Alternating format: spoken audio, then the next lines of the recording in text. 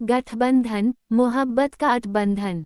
Episode 6। Delhi में शाम के वक्त श्रीवास्तव ग्रुप ऑफ कंपनीज के ऑफिस में सुबह से शाम हो चुकी थी, लेकिन सोहम अब तक किसी नतीजे पर नहीं पहुंचा था अपने और अद्विका के रिश्ते को लेकर। तभी उसने एक बार जय को फोन लगाया और उधर से उसके फोन उठाते ही बिना उसकी बात सुने सोहम बोला, जानता हूँ तू आज अब नरस से वापस आ रहा है और अब तक शायद दिल्ली पहुँचने वाला भी होगा। घर जाने से पहले सीधे ऑफिस आना, बहुत जरूरी बात करनी है तुझसे और मुझे कोई बहाना नहीं सुनना। Got it. और यह कहते हुए उसने फोन काट दिया और अपनी कुर्सी से सर टिका कर बैठ गया और अपने मन में सोचने लगा, क्या हो तुम जिसकी आज तक मैंने शक्ल तक ध्यान से नहीं देखी, जिसके होने ना होने से मुझे कभी फर्क नहीं पड़ा। आज वह तो मुझे इस कदर इफेक्ट कर रही हो कि मैं काम तक नहीं कर पा रहा। कुछ तो है तुम में मिस। मेरा मतलब मिसेज अद्विका सोहम श्रीवास्तव। आखिर अभी तक मैंने पेपर साइन नहीं किए तो तुम मेरी बीवी हो। सोचते हुए उसके मन में एक अलग सी शांति थी। शायद ये पहली बार था कि उसने खुद में अद्विका को अपनी बीवी माना था और उसके चेहरे पर एक छोटी सी मुस्कान खेल गई। कुछ देर बाद सोहम के बुलाने से जय सीधे घर ना जाकर उसके ऑफिस आता है और अंदर आते हुए कहता है, तूने मुझे बुलाया था, बोल क्या काम है। और ये कहते हुए उसका गुस्सा, उसकी नाराजगी उसके लहजे से साफ झलक रही थी, जिसे सुनकर सोहम उससे बोला, नाराज मुझे होना चाहिए तुझसे बातें छुपाने के लिए, और यहाँ तू मुंह फुलाए बैठा है। वाह। और यह कहते हुए अपनी जगह से खड़ा होकर उसके पास आते हुए उससे बोला, बाकी लोगों ने नहीं बताया, कम से कम तू तो बता सकता था तलाक वाली बात। खुद पापस बनाए और मुझे भनक तक नहीं लगने दी। ये कैसी दोस्ती है तेरी। कहते हुए उसके सामने हाथ बांधकर खड़ा हो गया। तभी जय व्यंग्य से बोला, अच्छा फर्क पड़ा इससे जिसकी आज तक कद्र नहीं की, उसके रहने या जाने से बताए बिना बताए क्या फर्क पड़ गया तुझे। कहते हुए आगे थोड़े गुस्से में बोला, ऐसा है मिस्टर सोहम श्रीवास्तव, जिस चीज से फर्क ही नहीं पड़ता उस चीज को लेकर बेकार में मुझसे झगड़ा मत कर। और दूसरी बात, मीरा आंटी ने मना किया था तुझे बताने से, इसीलिए नहीं बताया। वैसे तू इतना क्यों भड़क रहा है, आज तक तो ढंग से उनसे बात नहीं की, अब उनके जाने से क्या बात हो गई, या तेरा ईगो हट हो गया जो हमेशा होता है। आखिर तू द ग्रेट सोहम श्रीवास्तव जो है। कहते हुए एक तिरछी मुस्कुराहट के साथ उसे देखता है और आगे कहता है, और कोई बात है तो बोल, मुझे घर जल्दी निकलना है। वह व्याह है ना, मुझे उस इंसान की फिक्र है जो अब तक मेरा रास्ता देख रही होगी और मेरे लिए डिनर पर वेट कर रही होगी, और शुभांगी के बिना आज तक मैंने डिनर किया ही नहीं जब से उससे शादी हुई है। उसके बाद तो जल्दी बोल वरना मैं निकलता हूँ। कहते हुए अपनी घड़ी को देख रहा था और फिर अपने मन में बोला, तुझे एक एक करके एहसास दिला लूंगा कि तूने क्या क्या गलतियां की हैं और एक पति का धर्म क्या होता है। सिर्फ शादी करके घर आने तक ही नहीं है तुम्हारा धर्म, उसके आगे भी बहुत सारे फर्ज पति को भी निभाने होते हैं। आई प्रॉमिस, अगर तुझे अपनी गलतियों पर पछताने पर मजबूर नहीं किया और अद्विका भाभी से माफी नहीं मंगवाए तो मेरा भी नाम जय नहीं।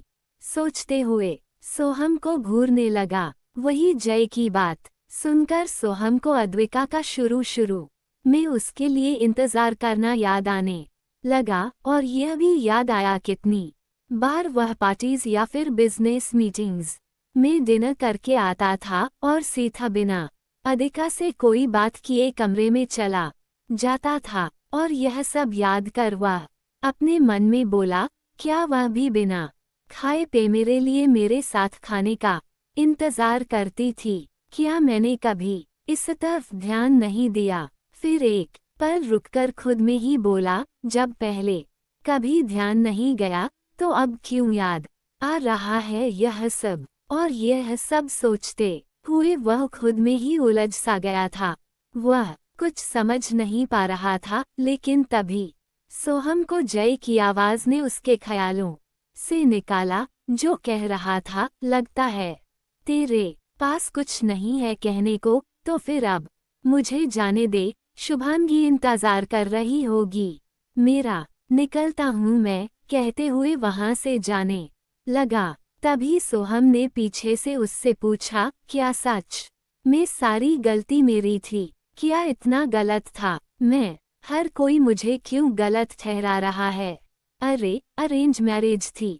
वक्त लगता है अचानक से किसी अजनबी को अपनाना मेरे लिए मुमकिन नहीं है, और तू भी जानता है मैं कितना इंट्रोवर्ट हूँ। ज्यादा लोगों से मुझे करीबी रखना नहीं पसंद नहीं हो पाया यार, उससे इमोशनली अटैच। उसे भी तो समझना चाहिए, वक्त देना चाहिए।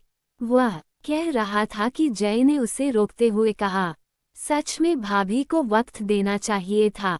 आर यू सीरियस सोहम? कहते हुए गुस्से में उसका कॉलर पकड़कर आगे बोला, 3 साल दिए उन्होंने, 3 साल हमेशा तुझे समझने की कोशिश की, तूने कर भी उन्हें समझने का मौका ही नहीं दिया। बोल, मैं गलत है? बोलता करियो नहीं, और तेरा यह मेल ईगो तुझे कभी अपनी रालती मानने नहीं देगा।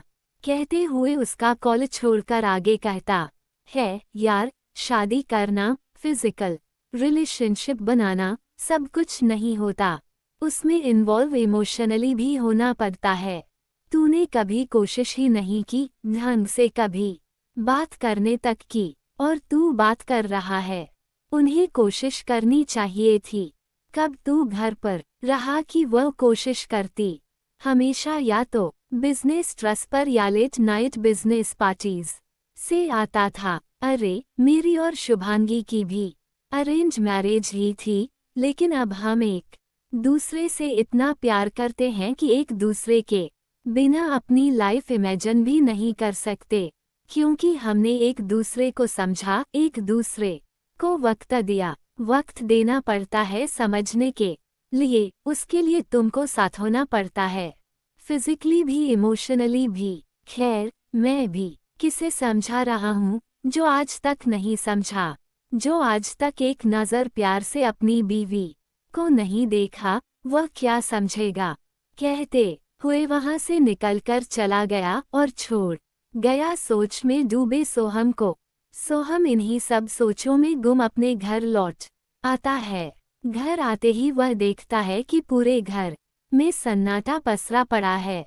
ये देख उसे थोड़ा अजीब लगता है, और जैसे ही वह अंदर आता है, सामने मीराजी बैठी नजर आती हैं, जो शायद उसी का ही इंतजार कर रही थीं। जिन्हें देख वह बोलता है, आप इतनी देर तक क्यों जाग रही हैं?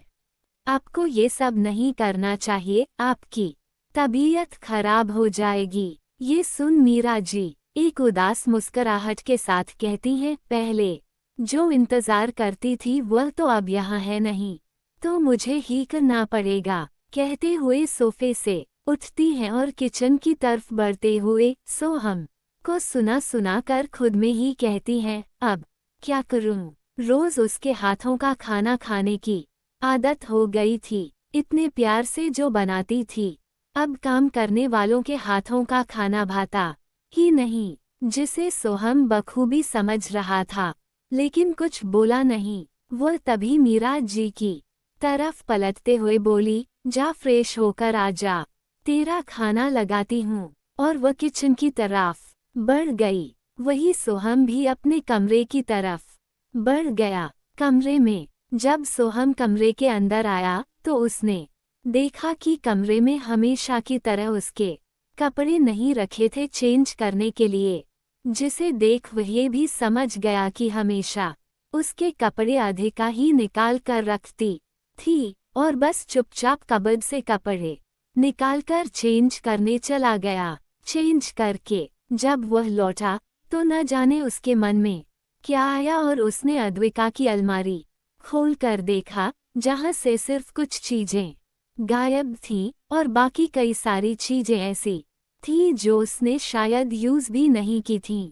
तभी उसकी नज़र वहां रखी हुई एक नोटबुक जैसी चीज पर पड़ी, जिसे उठाकर उसने देखते हुए खुद में कहा, ये क्या है?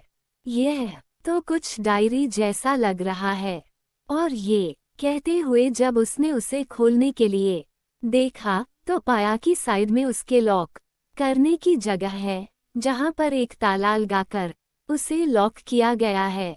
ये देखकर उसे समझ आ गया कि यह अद्विका की कोई पर्सनल डायरी है, तो उसने उसे उठाकर अपनी अलमारी में रखा और वहां से निकलकर नीचे खाना खाने आ गया, जहां डाइनिंग टेबल पर मीरा जी खाना लगाकर उसका इंतजार कर रही थी और उसके आते ही उन्होंने उससे कहा, आ गया तू, बैठ जा, खाना खा ले। और बिना किसी भाव के उसके आगे प्लेट करके उसे खाना परोसने लगी। वही सोहम भी कुछ नहीं बोला और चुपचाप खाना खाने लगा। तभी मीरा जी बड़बड़ाते हुए बोली, कितनी अजीब बात है ना, एक इंसान की इतनी आदी हो चुकी थी मैं कि अब तो अपने हाथ के खाने का भी स्वाद नहीं आता। खैर, लोगों को इससे क्या फर्क पड़ेगा, उन्हें तो कभी अपनों के और नौकरों के हाथ का फर्क पता ही नहीं चलता। और खाने लगी। सोहम उनके दिए इस ताने को बखूबी समझ रहा था, लेकिन वो कुछ बोला नहीं। आखिर कहता भी व्या सही ही तो कहा था। मीरा जी ने आज तक उसे कहाँ पता था कि अद्विका उससे कितना जुड़ चुकी है और उसके बिना उसका कोई काम हो ही नहीं सकता। अब पता चलने के बाद भी वह इसे मानना नहीं चाहता था, इसीलिए अनमने ढंग से उसने डिनर किया और बिना मीरा जी से कोई बात किए अपने कमरे की तरफ चला गया। कमरे में आकर उसने लाइट ऑफ करके सोने की कोशिश की, लेकिन काफी वक्त लगा और उसे बेचैनी होने लगी, जो आज से पहले उसे कभी नहीं हुई। और वह सोचने लगा, क्या मुझे उसकी सच में ज़रूरत है? क्या मैंने सच में गलतियां की हैं? क्या उसने सच में कोशिशें की थी और मैंने नहीं?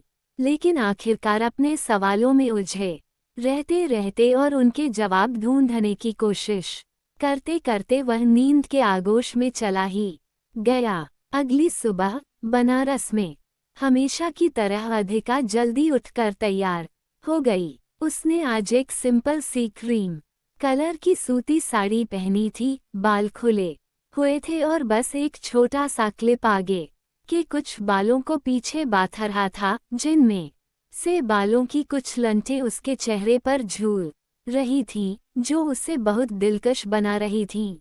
वह सीधे तैयार होकर मंदिर में आई, रोज की तरह आरती और पूजा अर्चना करके भगवान के आगे हाथ जोड़ते हुए बोली, कान्हा जी, आज कॉलेज में पहला दिन है, ऐसे प्रोफेसर प्लीज सब संभाल लेना और सब अच्छा करना और हमेशा हर कदम पर मेरा साथ देना, कहते हुए राधा कृष्ण जी की मूर्ति के आगे हाथ जोड़ती है और नाश्ता करके घर से बाहर निकल एक रिक्शा पकड़ लेती है और एस कॉलेज की तरफ एस कॉलेज में रिक्शा गेट पर आकर रुवका और अद्विका रिक्शा से उतरकर उसके पैसे देकर अंदर की ओर बढ़ने लगी। तभी गेट के पास अपनी बाइक पर बैठे कुछ सीनियर स्टूडेंट्स की नज़र अद्विका पर पड़ी, जो बहुत खूबसूरत लग रही थी अपनी क्रीम साड़ी में। तो ओनर में से एक लड़का खड़ा होकर उसके पास आया और कहने लगा, ओह हो मैडम जी, यहाँ कैसी हैं आप? लगता है आज तो ऊपर वाला भी मेहरबान है हम पर, जो साक्षात आप जैसी अप्सरा को यहाँ भेज दिया। वैसे यह बताओ, कौन से डिपार्टमेंट की स्टूडेंट हो? फ्रेशर हो या ट्रांसफर लिया है? कहते हुए अद्विका के आगे आकर खड़ा हो गया और उसके चमचे भी उसके पीछे आकर खड़े हो गए। वही उसकी बातें सुनकर अद्विका मुस्कुराते हुए बोली, क्या हूँ क्या नहीं, कौन हूँ कौन नहीं, आगे पता चल ही जाएगा। अभी साइड हटो, मुझे देर हो रहा है, कहते हुए उनके बीच से निकलकर जाने लगी। लेकिन तभी उस लड़के ने अधिका के हाथ को पकड़ते हुए कहा, अरे ऐसे कैसे मैडम जी, कम से कम अपना नाम तो बताती जाओ। ये सुनकर अधिका ने एक तिरछी मुस्कुराहट के साथ मुड़कर उस लड़के को देखा और बोली, मेरे बारे में जानने से पहले जरा अपने बारे में तो बताएं, आप किस डिपार्टमेंट से और कहाँ से आया है इतना उत्कृष्ट टैलेंट। और अगर आपके बारे में जानने के बाद हम आपको बताने लायक लगे तो हम आपको ज़रूर बताएंगे कि हम हैं कौन। कहते हुए उस लड़के की आंखों में आंखें डालकर देखने लगी। तभी उस लड़के ने मुस्कुराते हुए कहा, आय हाय क्या अदाएं हैं, विस्मयादिबोधक चिन्ह। तो सुने, हमारा नाम है आतिश पांडे और हम है कॉलेज के GS और पॉलिटिकल साइंस डिपार्टमेंट के 3rd ईयर स्टूडेंट। कहते हुए एक घमंड भरी विजय मुस्कुराहट देने लगा। वही यह सुनकर अधिका उसकी चढ़ी हुई कॉलर को ठीक करते हुए कहती है, तब तो हमारी जल्द ही मुलाकात होगी आज, अभी पता लग जाएगा मैं कहाँ से हूँ और कौन हूँ। इंतजार करें उस मुलाकात का। और यह कहते हुए बिना आतिश की कोई भी बात सुने वहां से निकल जाती है। वही आतिश के चमचे उसे देखते हुए कहते हैं, भाई लड़की में तो बहुत राज़ब का तेवर है। ये सुनकर आतिश अपना काला चश्मा अपनी आँखों पर चढ़ाकर कहता है, तो हम भी का कम है का बे, देखते हैं कौन है ये मैडम, फिर बताएंगे इनको, चलो क्लास में। कहते हुए वहां से अपनी क्लास की तरफ बढ़ जाता है। वहीं अधिका प्रिंसिपल के ऑफिस की तरफ बढ़ जाती है। क्रमशः क्या होगा आतिश का रिएक्शन जब वह अधिका को अपनी प्रोफेसर के रूप में देखेगा, और सोहम कब अपनी गलतियों को मानेगा, कब उसे रियलाइज होगा कि उसने क्या खोया है। सवाल तो बहुत सारे हैं, लेकिन जवाब मिलेंगे सिर्फ इस कहानी में। इसीलिए जुड़े रहें इसके साथ और अपनी बहुमूल्य समीक्षा देकर मुझे और प्रोत्साहित करते रहें, ताकि मैं इसे और अच्छे तरीके से लिख सकूं। जानती हूँ सब गुस्से में होंगे कि ये सोहम और अधिका अब तक क्यों नहीं, तो धैर्य रखें, संयम रखें, क्योंकि कहानी ही ऐसी है कि 4 मैंने अगर जल्दबाजी दिखाई तो इसका पूरा मज़ा खराब हो जा। उम्मीद करूंगी कि आप सब समझेंगे इस बात को। धन्यवाद।